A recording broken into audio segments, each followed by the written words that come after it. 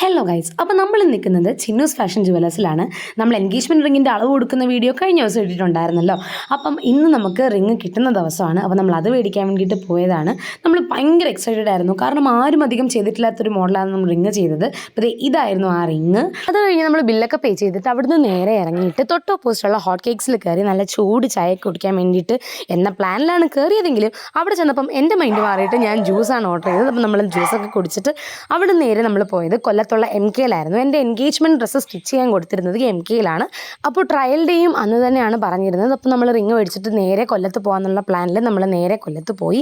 അപ്പോൾ ഇതാണ് എൻ്റെ ആ ഒരു എൻഗേജ്മെൻറ്റിൻ്റെ ഔട്ട്ഫിറ്റ് എന്ന് പറയുന്നത്. പക്ഷേ ഈ സ്റ്റിച്ചിങ്ങിൽ കുറച്ചൊക്കെ കംപ്ലയിൻസും കാര്യങ്ങളൊക്കെ ഉണ്ടായിരുന്നു. നമ്മളങ്ങനെ റീസ്റ്റിച്ചിന് വേണ്ടിയിട്ട് ഒന്നുകൂടെ കൊടുത്തിട്ടുണ്ടായിരുന്നു കേട്ടോ.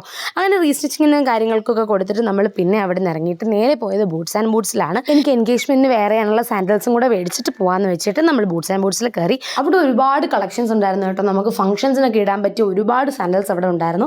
അപ്പം നമ്മൾ കുറേ സാൻഡൽസ് ട്രൈ ഒക്കെ ചെയ്ത് നോക്കിയിട്ട് അവസാനം എനിക്ക് ഏറ്റവും ഇഷ്ടപ്പെട്ട ഒരു സാൻഡൽ നമ്മൾ എടുത്തു.